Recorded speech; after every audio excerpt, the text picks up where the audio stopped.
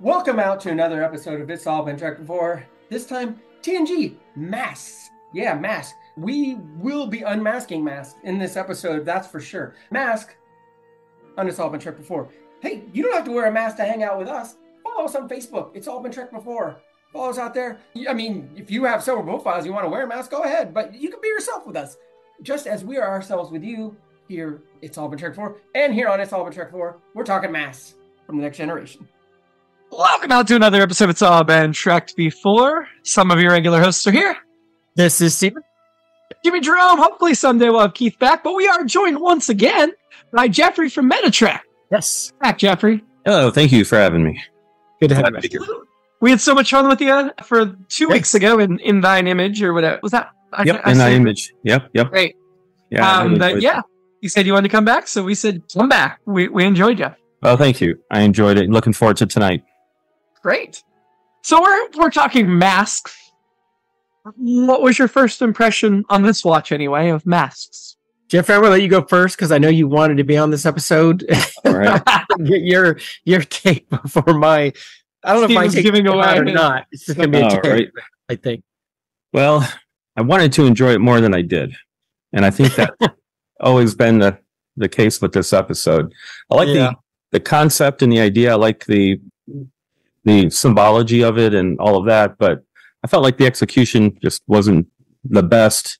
It's a little far-fetched. The thing I always kept wondering about is, with the temple and whatever it was that was being constructed on the Enterprise, if it was ever, why didn't it ever breach the hull? I was expecting at some point there to be a hull breach with the construction that was going on and in it. It was still enjoyable. I liked seeing Data play all those different characters, but a little unsatisfying, I think, in the long run. Yeah, there were definitely some TOS elements to it in my mind, and not good ones.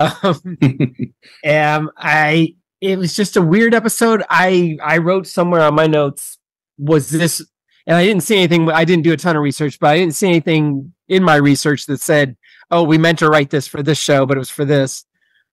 Yeah, it's a lot. There's some interesting concepts going on, but it's just very and I read that the actors, and I read some of the other Trek review sites were like, we don't know what's going on here. This is crazy. And I kind of watched it twice.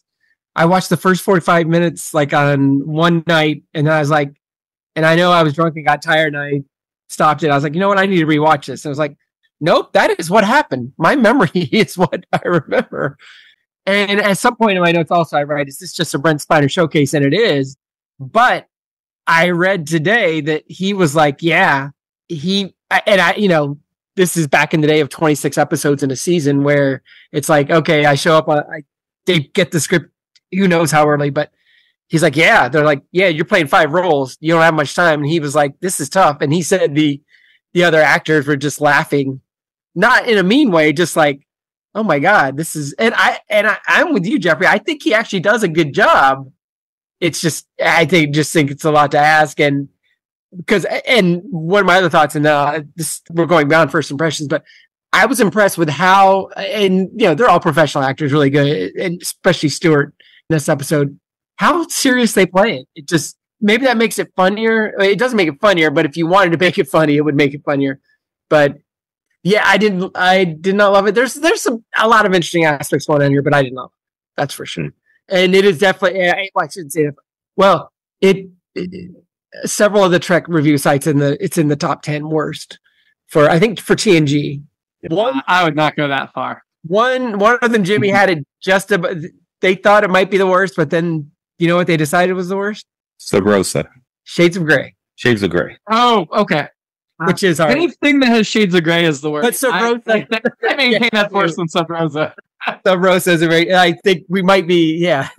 Sub Rosa's bad, but at least it's on a clip show. So Star Trek's only clip show. Thank God.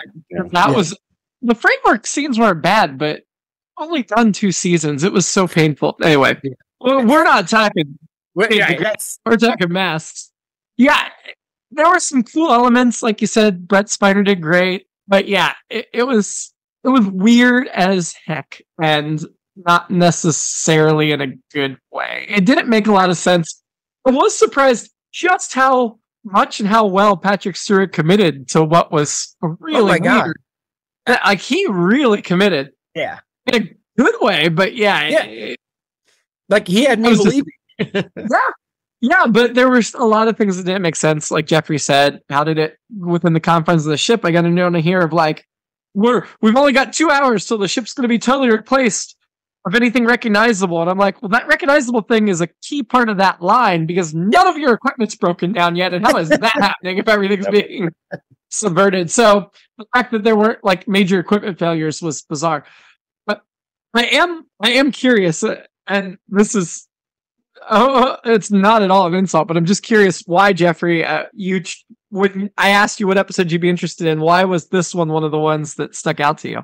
Probably because of the symbolic aspect of it, them dealing with the symbols and the figuring out what the symbols mean. That kind of stuff is always interesting to me. I do a lot of that kind of stuff on my YouTube channel. So that was what caught my attention when this was on your short list of episodes that we could do. And I was going to say, when you guys were talking about Stewart, I wanted to make a comment. I don't know if either of you noticed the little eye roll he does at the end of one of the scenes. I think they were sitting in the briefing room, and at the very end, just before they cut, you can see him kind of like rolling his eyes. I think it was an out of character moment, actually. Nice. Yeah. I watched a bunch of your videos since the last time we talked, and I enjoyed them, and that makes total sense that you would latch onto symbology because you do a lot of making connections I would have not thought about as a casual observer, and today dive into them. So it was very interesting. Go look at the channel Metatrek on YouTube. It's got a lot of interesting videos on there. We talked about a couple of them last time when we got together, but now that I've had a chance to watch it, check it out. Yeah, and feel free to plug more if they come up as we talk tonight. Yeah, yes. Fun. Yeah, right. Yeah. And it did in this episode. Actually, what it made me do was, as I watched, I was like, okay, maybe this is it. There's some Return to Tomorrow. There's definitely a lot of TOS aspects, like Return to Tomorrow, where they find the civilization, or not civilization, but the remaining civilization. They took over the bodies. There's a lot of taking over bodies, except it's all through data. Yeah. And I also thought too, it kind of reminded me of For the World Is Hollow and I Have Touched the Sky, where there's people living inside that aspect. Yeah. I thought that was an interesting concept, and I thought we didn't get enough of it. Yeah. It went this other direction, but you might have done better as a 2-part episode, maybe. Could have fleshed out things a little bit more. I don't think so. I really think giving them extra time would not have made this better. I'm sorry. It was a little too weak. And I will say for sure, For the World Is Hollow and I Have Touched the Sky is a better title than Mask. I mean, Mask is on the nose and it's on point, but it's another one of the generic TNG titles. Well, it's really funny because there's a Next Generation novel, one of the first, it was like number 6 or 7, called Masks, and I read it recently because I'm working my way through the Next Gen novels. But it has nothing to do with this. It's like a culture where they all wear different masks depending on their social position. And so the novel wasn't great either, but in totally different ways. So this did not inspire anything for Eyes Wide Shut, right? I mean, I don't believe so. Eyes Wide Shut, really? Yeah, that's a good movie. Yeah, I mean, which is weird to think 30 years later, but Eyes Wide Shut is just a straight up tribute to this, right? Mm-hmm. I'm waiting for the Metatrek video that shows us how Eyes Wide Shut is just a tribute. Boy. I'll write that one down. I actually got a couple ideas watching the episode last night, but that's definitely a novel one right there. I need 10 connections between the two. That's the definition of viral. Right? Could very well be. Well, you've got like 6 months till this episode hits our feed, so you got time to make it before we. I can correspond it to come out at the same time. But if you put out that video, I'll be happy to link it in the episode notes. All right. Absolutely. Okay. Did you guys notice at all, like this episode was to me, it was sort of similar to the Darmok episode. With the symbolism, trying to figure out an alien language that uses, well, in the other one, it was metaphor that they were trying to decipher. In this one, it was straight up symbolism, but I felt like there was kind of a thematic connection between the two. Hadn't thought about it until I was watching it last night, and that thinking I might make an interesting video to do at some point. Also reminds me a little bit of The Chase, the episode where they're trying to figure out the DNA sequence of the all origins of the species. Yeah. And how at the beginning they had that Picard's professor had that relic there with all the different parts in there, and ancient civilization with symbolic meaning. So there were just a couple of connections back to earlier episodes that I felt they were, thematic connections that I thought they were maybe trying for there a little bit. That's a really good point. If you try to get into Picard's, like, he loves the archaeological stuff and all that, but we'll get into it later, but there are some big leaps with that. Yeah.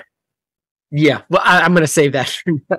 Even Data making that first mask and him being able to decipher the images or the symbols, I thought that was kind of a leap. They had the scene where there was a bright light that sort of washed over the bridge, and then Data sort of looked blank for a second and then just was back to normal, and they sort of dismissed it, which I thought was kind of weird too. I always like it when they dismiss things that they should be really concerned. Especially because it's like fifth time that's happened in the series. Right. Yeah. Well, the first couple I get why they dismiss, but when it keeps happening. Yeah. It never ends well for them, right? When it happens. Oh. Well, somebody literally said, "What was that?" Yeah. They just went on about their business. He thought it was a sensor echo or something, but I guess that's what gave Data enough foreknowledge to create the mask, is what I'm assuming. Oh, that does. Yeah, that's what it got injected his brain, I guess. But then he gets infected later with, when Geordi connects him up to the computer to do that diagnostic on him, I guess because he's figuring out this stuff, and that's when he really gets infected, And did you guys think it took Geordi a little longer than it should have to disconnect him? He was yes, he seemed a little unconcerned there, connecting, no pun intended, having Data connected up to the ship's computer and what's happening with him. Yep. Hey, I felt like that was totally in character. What do you mean, Data? Yeah. I mean, there's something wrong. Well, we started the episode with a classroom scene of making emotional pottery and Data making an exact replica of a pad. Not an exact replica of a pad. Why? Answer me this anyway. I think Data has the ability to make an exact replica, so why was it like 0.073% or whatever off? Was that his emotional leading in? Artistic license. Yeah. So Troy should have appreciated that instead of being like, you're failing the assignment. She should have acknowledged that there was a little bit of artistic license there. Yeah, I didn't understand this class. Like, is it Troy's art class? Is it, there's kids, there's Data, there's this. He makes a beautiful G clef. You know what? I could be wrong. Isn't it a G clef? Isn't that what he made? What is it? Just a treble clef. Treble clef. Treble clef. Yeah. Ah, so close. And then she's like, it's a good start. I'm like, what kind of support is that? I didn't understand what was going on there. But I mean, he did miss the point entirely, but I assumed it was just a regular art class and they brought Troy in as like a guest teacher to do a speaking project. I could go with that. I'm guessing. I mean, we know she goes on to become a teacher on the Orville, but that's a whole different. I do think, just to back up, I think when Data gets the light, the bright light comes through, and they think he's okay. I think it's because he was doing a bunch of Data exposition where he's like, "This is happening, and this is happening." And the sensors say this is happening. He's like, exposition. Light hits, and they're like, "What was that?" Well, I'm just going to tell you what that was, and we're going to do some more exposition. So they're like, "Oh, he's still doing exposition. Everything's okay. Let's go on with the episode." Must be fine. Yeah. When we first see that comet, I watched it on the Blu-ray for Next Gen. It looked way cooler than it should have looked in the 80s or 90s. So I agree. They said it was a rogue comet, which aren't all comets rogued. They come from the Oort cloud, I guess, or something like that here in our solar system. Yeah, I mean, I know we know Halley's Comet's coming around again. I might be alive for it. So, Stephen, to answer your question, comets generally have a permanent orbit around a star, but a rogue comet has escaped from a star and is not orbiting a star. And just to show how geeky all of us Star Trek people are, one of the comments on the Wikipedia page was that somebody was like, Well, they said it was a rogue comet, but it looked like it was in elliptical orbit. How could they tell? I don't know, but that was their takeaway.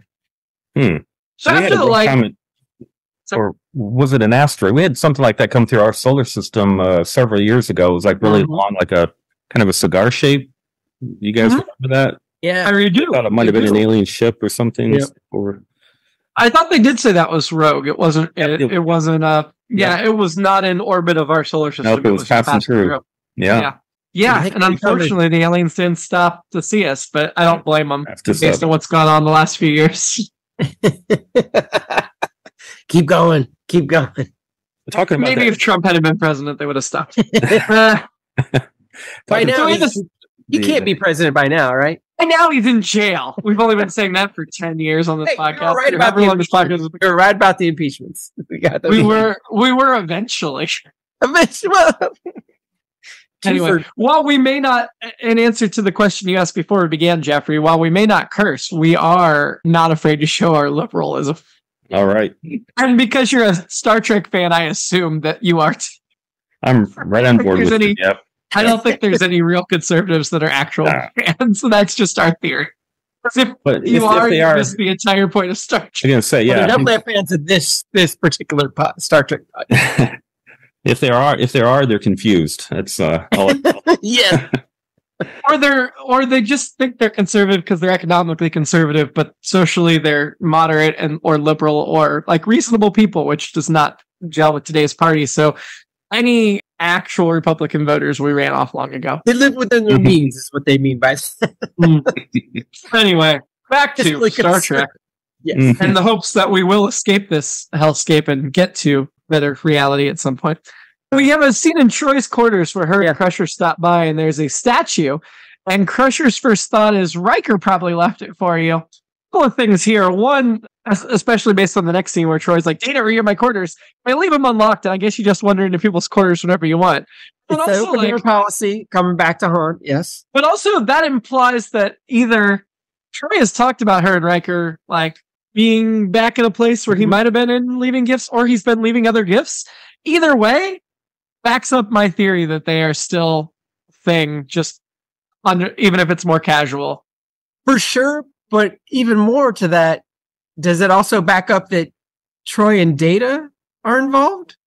No, because Troy seemed really afraid that he would go into her quarters without permission. Why would he be in her quarters?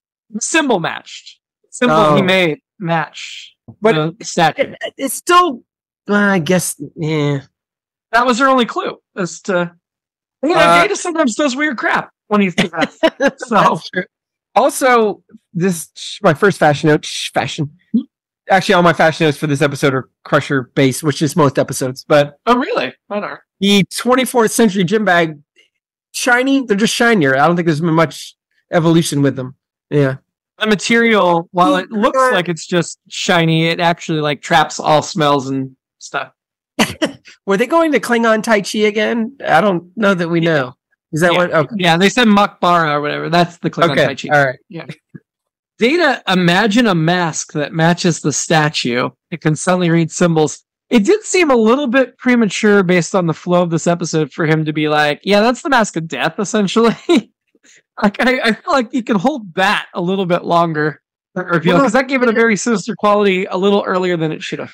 Is that the part where they say something about, it came from my imagination? Well, that's really good. Mm-hmm. Like, do androids have imaginations? He does. He has dreams and stuff, remember? That's true, yeah. They do. He does dream of electric sheep. I even thought he might have been dreaming in the episode, I believe, at the end. He asks. Yeah, which makes sense. Oh, that was something else, too, I wanted to bring up. I thought it was pretty neat that he had like a whole civilization in his head. It sort of reminds me of Data Lore episode where you find out he has like 411 columns memories in his head, too. So there's a couple episodes where he's got like a whole bunch of people inside him. It was kind of neat. So now he has 2 civilizations on his head. That's what you're saying. Yeah. This also made me think, and I just started rewatching.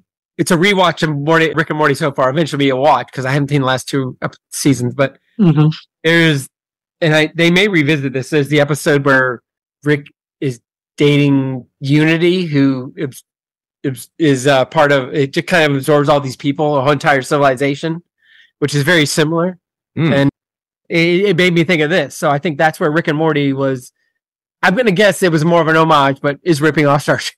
I'm going to say, because that's what we say on here. But that's what it made me think. Like, I literally watched that episode, and then I watched this. And I'm like, oh, that's the same thing. It's more or less. Although in that episode, in that episode of Rick and Morty, Unity, every person that goes by, he or they start talking through them. Very much like in this episode, it's kind of the opposite, where it's all going through data and you see it through data. In this, it's all the different people, you hear Unity through them. So, but shout out to the I know we're not, I don't know that we canceled Rick and Morty. I know we canceled them. We just replaced the actors. That's right. I haven't got to those yet. So me neither. But yeah. All right. I enjoyed seeing Picard geek out over the archaeology after they revealed the library and bring in the symbolism. I don't know. There's part of me that just really likes seeing that side of him, because we've talked a lot about how people see Picard as the nerd that adventures and Kirk as the adventurer. And then when we get their backstory, like Kirk grew up the nerd and Picard grew up the adventurer, the swap of. Yeah. So it always makes me smile when we actually see like Picard nerding out over the archaeology stuff, because I feel like that still harkens back to his early days, but he was always a nerd, even if he wasn't acting like it. Well, I just feel like they've done so much of it. It's very consistent. It makes sense. So it's like, yeah, absolutely. Yeah. The scene where Data asked Geordi like what it felt like to lose your mind, that actually had some horror vibes for me, and it scared me a little bit. Just the whole like, yeah. I mean, before I realized it wasn't going to be an actual scary thing, I was scared for a moment. Yeah. Good credit there. Brett Spiner really sold that scene, and the whole first time he said Masaka is waking or whatever, I was like, oh crap, we're in trouble. I hadn't written off the episode yet. I was really into it. I was like, oh, okay. But then I was really disappointed and never came back around to Troy as Masaka, because when he looked at her like that, I just assumed that's where it was going. Especially when we first went to the temple and she walks up to the throne herself. I was like, oh, she's going to sit. It's going to be. And then it just never panned out. So they really hinted at Troy as Masaka, and it never happened. Yeah, I think that was part of the disappointment at the end. They had built up several things, and then they just sort of fizzed out. And yeah. Yeah. And rewinding to the library part of it, I just wanted to mention that one of the original concepts for this episode was that they wanted to have a Library of Alexandria in space. Nice. And that was what the original concept was for the temple, and then it just evolved from there to what it was. And what you were saying about Data when he asked, is this what it's like to lose your mind? That is a pretty creepy scene, and especially if you can imagine like what he must have been experiencing, because he was literally being taken over by something else, and so it was quite a real thing happening, you know. Yeah, I think for an android or a droid, now I'm going into Star Wars, but I think especially for them, it's like for them to be losing their mind. I mean, now we're getting into real metaphysical stuff, but like, you know, it seems like it's built into our nature of humans, like at some point it's going to happen. For them, though, well, no, I guess for machines, it's probably the same thing. At some point, they're going to lose. They're not going to be as efficient as they were. They could get an upgrade or this or that, but I mean, 2001. Totally forget that Anakin built them. I mean, I guess, and this is the 2001 part of this podcast, Space Odyssey part. I mean, Hal starts losing his mind. And he's like, oh, crap, I can't let them know this. I have to kill them all. So I guess, to that. But yeah, so I guess that's part of the makeup, too, I think, which is especially creepy in this era of AI. Yeah. Both of the episodes that I've been sitting in on, there's been some weird things going on with Data in his mind. Like the other one, apparently they can have amnesia as well, as we discovered. If you hit on the head with a coconut hard enough, yeah. It makes sense when I think I saved a file and I didn't on my computer. I know we're paying homage to other franchises. The vines and rocks, as they started to pop up, I was very like, this is very Indiana Jones on a low budget. And then, of course, they opened the casing and it was snakes. And my immediate reaction was snakes. Why did it have to be snakes? Oh, that's good. Yeah, while we're here, I'll jump to that note. Mine was, this is some Halloween 3 nonsense going on here. Yeah. There are snakes and all these other. It looks literally lifted from Halloween 3 Season of the Witch, which I will say underrated part of the Halloween oeuvre. And why is it in the photon torpedo? I don't understand. Didn't want him to make a torpedo or to alter the torpedo or whatever. I love the idea of manually shooting out a photon torpedo, but I feel like shouldn't it be already on the shooting it out track? It should have been on the track. It should have been moving, and Crusher should have been there doing surgery alongside. That probably would have required another set. I don't think they had a photon torpedo set. Yep. I was just flashing back to McCoy and Spock operating the torpedo, but you're absolutely right. Me too. I was right there with you. The only comment I really want to say about the snakes there is I'm sick of these snakes on this ship. Okay, I got your Samuel L. Jackson reference now. I like it. That was very appropriate. Absolutely. And now you can edit it out if you want. Edit the comment out. I'll just edit the specific words. We'll drop the audio for those parts. Yeah. It'll make it even better, really. They'll get it. They'll get it. Yeah. So Picard offers to sacrifice himself. That is where the episode really lost me, because when we're getting to that level of seriousness, it should have been a really moving, charged moment. And this close to the end of the series, like, I feel like you could sell it that he might not make it through if you do it right, but it wasn't like that at all. It felt extremely anticlimactic. It felt extremely undangerous, and it didn't sell anything for me, that scene. I think I watched it twice, and I almost watched it the third time to be like, wait, is that what happened? My only note from it was, he's like, I'll improvise. I'm like, oh, great. That's what everyone wants to hear. I'll improvise. And it goes off perfectly. Like, I'm him. Oh, okay, great. Let's switch out. Done. It seemed very pat. Oh, and he's Corgano, at the end. Yeah. I mean, Picard's explanation of it, where he's like, well, I know this civilization, blah, blah, is consistent with his background, and it does make sense, and he could do that improvisation, but it just seems so simple. I'm like, wait a minute, whoa. Did I miss something? Nope, that is how simple the end was, so. Mm-hmm. I kept waiting for Mikasa, or Data as Mikasa or whatever, to be like, that's not how you speak. What are you talking about? You got something wrong. But no, just Picard is Corgano got it all perfect, apparently. When Data was doing Eon, the tricky thing, was anybody else getting Loki vibes? Hipster vibe. Yep. Yeah. I think that's a good call. Yeah, or Joker, whatever. Yeah, Joker of some sort, for sure. The bridge looked really cool when they got rid of all the chairs and put in all the stones and stuff. I mean, I know that that's not what we should be focusing on at the moment, but it looked cool. Yeah, I liked how when Riker comes out of the briefing room and says that it's turned into a swamp. I always liked how they mentioned other parts of the ship. You never see these really, really cool transformed areas like that, but they always mention them. Like there was an arboretum, not an arboretum, but an aqueduct somewhere in the ship. I would have liked to have seen that. That would have been pretty cool to see. Yes, yeah. You know, and not crustacean, I can't say it. Dolphins and whales department where they swim around in the water. What was that? It's in all the blueprints of the Enterprise D. Oh yeah. We finally saw it on lower decks, but cetacean or whatever. We never saw that on the next gen. That would have been cool. But the Enterprise D apparently had that same department that the Cerritos has on lower decks. I guess that was in case they ran into another probe, like the one in Star Trek 4 that have somebody to talk to it. Do you think it's George and Gracie's ancestors that crew staff it? Could be. I did want to know how the temple took up 2 floors when it was one corridor, and then I wondered if you were on the second floor and you open the door and the temple's just in the way and you kick it out of your quarters, and how that works. Are you calling for whoever took over for O'Brien to beam you to the bridge or whatever? Well, like the effect that changes the one part of the deck into the temple or whatever. I thought for 1994 it was pretty good, but I was still like, yeah, it's similar. I was like, wait a minute, how does this even work? Yeah, I don't understand how this. I know. And then somebody that's halfway up the steps when the temple transforms back gets stuck mid-decks like in that other episode. Yeah, no, they said they cleared that particular deck, but they didn't mention the deck above it. Like, Right. They didn't realize it was going to take up 2 decks. And What kind of temples do you know that are only 1 story? You think you need to clear at least a couple of floors above it. Yeah, just to be safe. Or below it, just in case you like materialize to the upper deck of the temple. Yeah.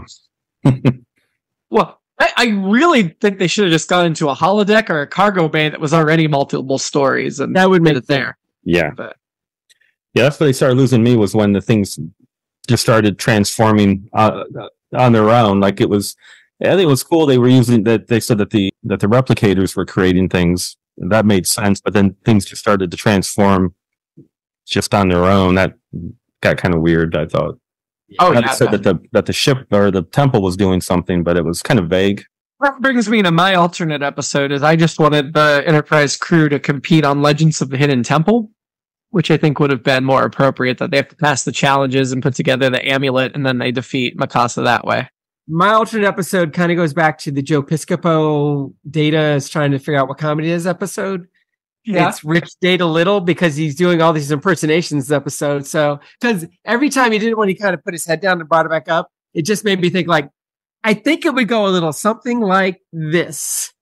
And I think so, he just did that to cover changing the rectangles on his chest, which was my fashion note. Like, that's how you differentiate between the personalities. The rectangle just flips. And where did the rectangle come from? And how did it keep changing? It's not like there was a replicator on his chest. And I was very confused at the rectangles. What if Clint Eastwood didn't like the cut on his pork chop? I think it would go a little something like this. It was weird. Yes, it was. I thought it was strange too. The symbol that formed on Data's forehead, was that the replicator as well, or was it just some sort of swelling that was caused by the possession, or like, how did that happen? Yeah, that was confusing too. I just thought the rectangles being outside his uniform was even more confusing, because I guess I could buy like his skin being changed a little bit, but then like to go through the uniform and to morph just seemed even more. Yeah. I will say on a fashion makeup note, I thought that whole thing on his forehead, I was looking at it like, what? How'd they do that? I mean, I'm sure I have an idea, but I thought it looked really good, to be fair. It was cool. Yeah, it looked cool. Yeah. That part was cool. Like, I was expecting that to morph with the personalities instead of just the stupid rectangle. Yeah. I guess they were saving money and making it easier on themselves. That would have been really cool. Yeah. I'm sure it would have increased the budget and the time it took to film those scenes where he had the multiple personalities, but it would have been better. Yeah.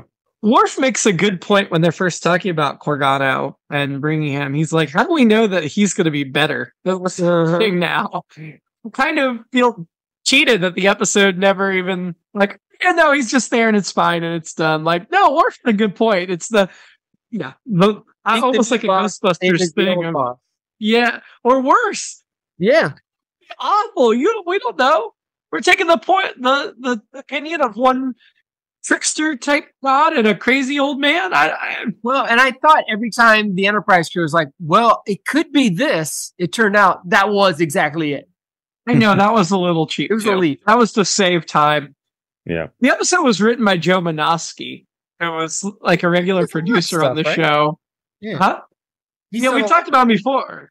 He was a producer on that before he went on to become a producer on Voyager and Discovery more recently, and the Orville as well. But yeah, I felt like somebody that was this well involved on staff and this well involved in the show should have done a better job writing these characters and these situations to make sense. Apparently, that really disappointed me when I saw it was him.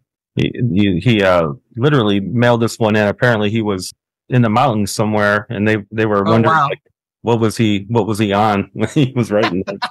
And so they didn't have him. That explains a lot. Yeah. He was on some kind of a spiritual retreat, maybe, or something. I don't know. But I just assumed time was running out, so he wanted to write a script. That's what I thought, but both could be true. And he didn't, and so he wasn't present for them to go back and forth with when they were doing their final rewrites. So they felt like they kind of were lost there at the end themselves, and Yeah. One thing about Worf, you guys mentioned, Worf coming up with a pretty good point. Often, usually when Worf says something, he's dead wrong, and they usually shut him down. If you ever notice, I think yes, they do. Yes, they do. Yeah, every time he says something, he's usually shot down. But I guess there's always that one time when he's gonna. Well, he was wrong there too, though, wasn't he? But, you're right. Early on, it was like, oh, that's his character arc is going to be like, oh, we trust you now. But not so much. Not so much. You're right. Yeah. Yeah. I like Worf on Next Gen, but as we're getting into this ending here, I am just really jonesing for DS9 Worf because I feel like he gets more complex and gets better development on Deep Space Nine. But that's not surprising. Speaking of Deep Space Nine, I wanted to mention too that they hired the company that did the special effect for the comment at the beginning of Deep Space Nine. They actually brought that company back in to do this comment because they felt that they had done a good job with the with that one. Yeah, so it's I can't remember the name of the company, but it sounds like they didn't regularly do special effects for him, but they tapped him for this in particular. That's Watching interesting, GSI, but I also think that wait a minute, I think I recognize that.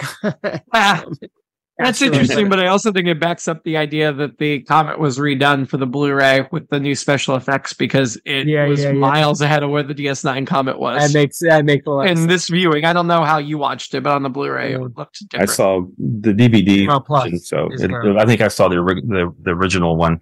But nice. Yeah, it looked kind of like it. Yeah, I got the DVDs in the basement, but I've been watching on the Blu-ray. So I would too. If I had Blu-ray, I'd be watching them. Same with the original series. We watched a lot of episodes on the Blu-ray, and they had completely redone the special effects. It was interesting. Yeah. I guess with DS9 and Voyager, we don't have the option because they have not updated anything. So we'll just be watching those as is. Yeah. And Enterprise was filmed in Blu-ray with CGI, so by the time you get to Enterprise, we're back in the modern era. Mm-hmm. The whole thing of Data went to sleep, and then Cortana just says, "As am I," and that fixes it. It didn't fix when Mikasa went to sleep. It fixed when Picard was like, I don't know. It just very anticlimactic. Didn't feel like the timing lined up right. Didn't feel like it landed at all. Yeah.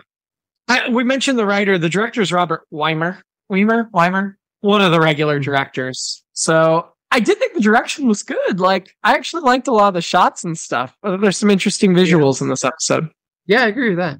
The last note I have is I really felt like in the films, I remember very much that Picard and Data have a very buddy-buddy, mentor-mentee relationship. And in this watch of the series, I'm realizing they didn't have that in the series, but I felt like this episode, they're finally getting that. So I wonder if the people that wrote the films looked at the end of this episode and took that as a jumping off point of, oh, these two might really have this different dynamic that we haven't really explored yet. And that's remember at the end is pretty much them for the next 4 films, for the rest of the run there. Yeah. And into Star Trek Picard as well. This episode made me think of you mentioning that. And yeah, very much well, I know we talk about the Crusher episodes, never great. And there's definitely some great Data episodes, but there's also some Data episodes where he's not here, but it's definitely the Peter Griffin being like, this is a Meg episode, people. Here's the remote. You can change the channel. It's all right. Yeah, as much as I complain about the film, of a Man and a lot of those other great Data's Day. I can go on and on about 8 episodes. But. As much as I complain about the films becoming just the Picard and Data show, they actually handle both of them pretty well, I think, for the most part for the films. It's not like the films are bad, especially First Contact. Right. That film's awesome. But I just want more of the other characters. That's all. Right. Have you guys ever seen the Plinkett reviews? The Red Letter Plinkett reviews of the movies? No. You should check that out. Yeah, it is. Okay. Picard Riker, I know I've talked about Riker being real weird with Picard, looking really weird at him or looking in his ear. But in this episode, I referenced the Sheryl Crow lyric from All I Want to Do. They're dangerously close to one another. Riker is in his personal space so much. If you go back and watch it, he is just so he's practically touching him. It's not necessary. And as I watch it, I'm like, well, if you're having we don't want everyone else to hear this conversation. But even in that context, it's nah, you don't have to be that close. It was just really weird. They say let's confine Data to quarters. And I don't know if I'm that's weird to confine Data to quarters or if it's weird in the sense of no, we didn't do more than that. We need to confine them. Not just be you stay in your room. In the brig. Yeah. So I just thought that was weird. This is the note I feel like I've had many times. Crusher's hair is undefeated. Gates McFadden, oh my God.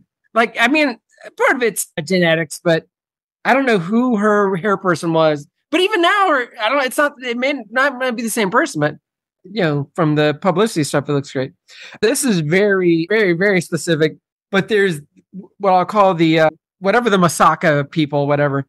There's very Prince 1993 music. It's flute and organ, and it's from a song called P Control. It's very evocative of that. And that's actually the name of the song. I'm not just censoring it for this podcast. Prince censored it so it would get airplay, and it did. It was a very popular song back in the day. Even into the aughts, I remember dancing on the dance floor to it. But I thought that was really cool. My last note is, and this goes all the way back to where we started with this episode, or at least some of our first impressions. When Data is going through all of his changes, the different characters, it's very, very similar to the end of Tropic Thunder. Spoiler alert for a 15-year-old movie. When Robert Downey Jr.'s controversial character, Kirk Lazarus, is going through all his characters. He's Osiris Jones. He's Neil Armstrong. He's Father O'Malley. He's taking off his beard and his blackface or whatever. It just reminded me very much of that. That was for comedic effect, and I don't think there's a little connection, but it felt very similar. Which again, reading Brent Spiner's comments on it, I was like, okay, I feel better about my reaction to it. Like, this is hilarious. Where he's like, yeah, everyone was laughing at me. And I don't fault Spiner at all. I think he's good at it. I think he's fine. I think that is a tough assignment. Like, you're going to embody all these different people. And especially, again, in the days of, we're going to do 26 episodes this season.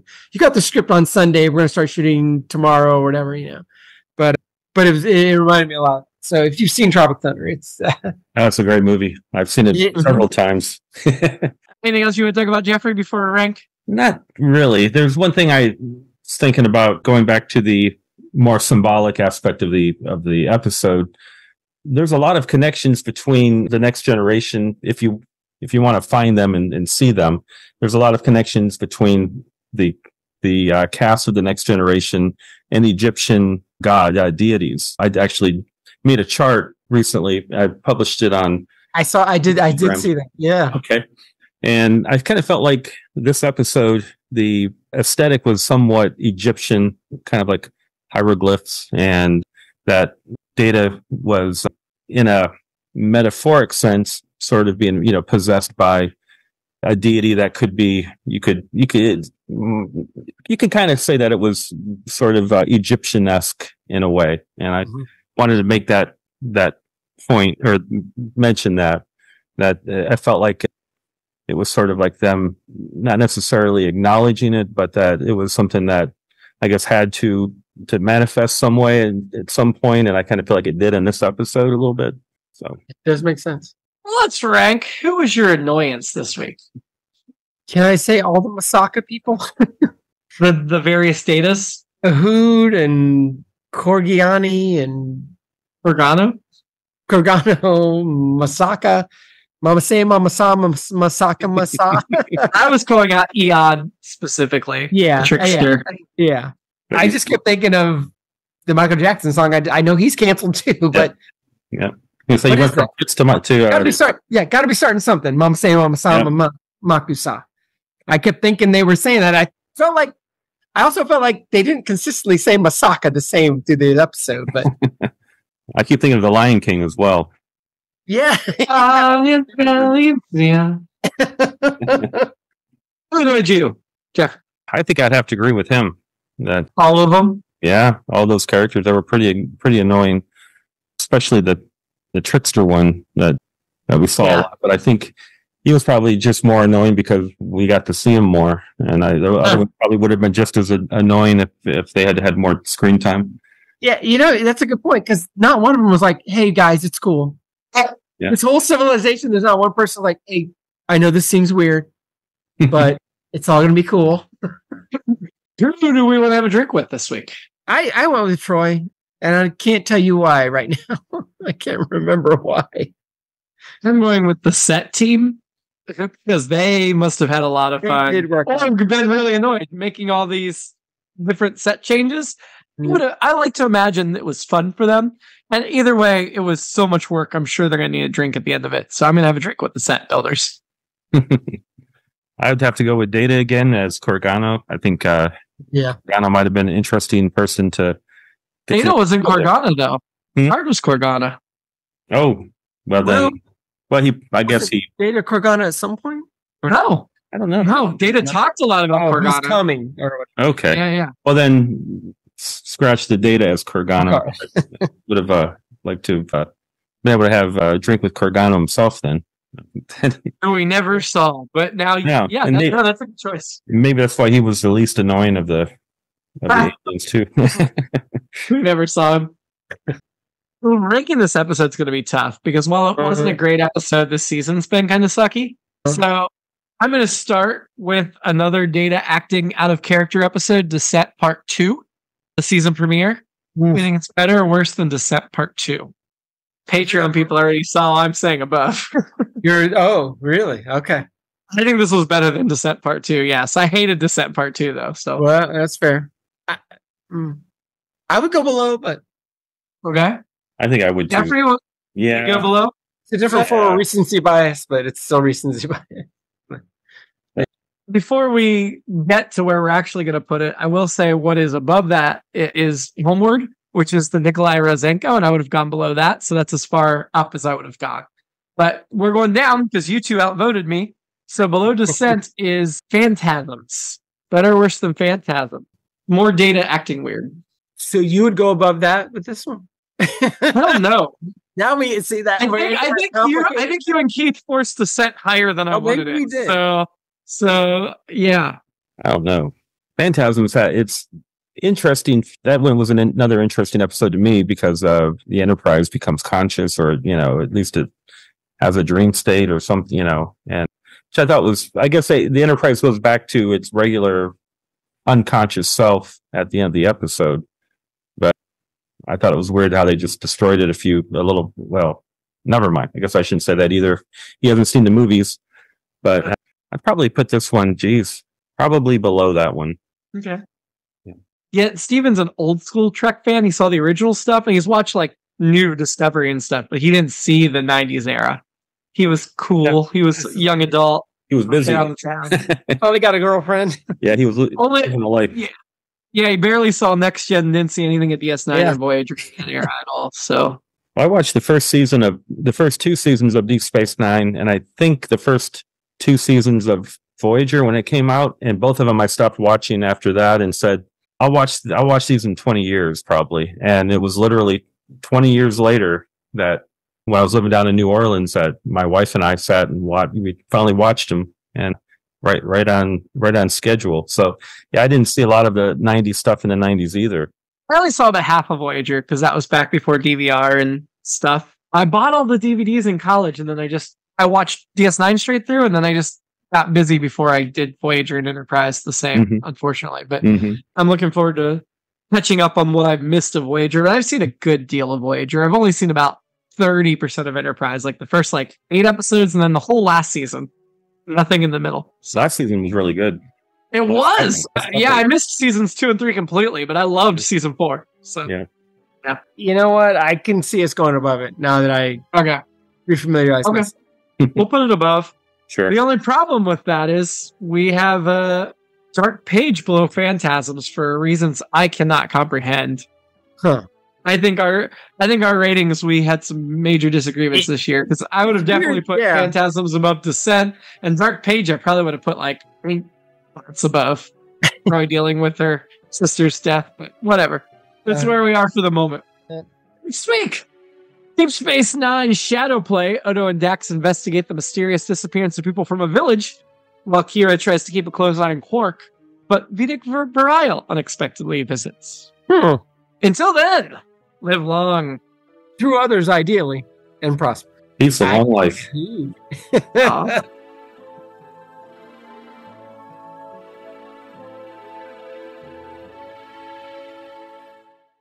It's All Been Done presents Who's Got the Time?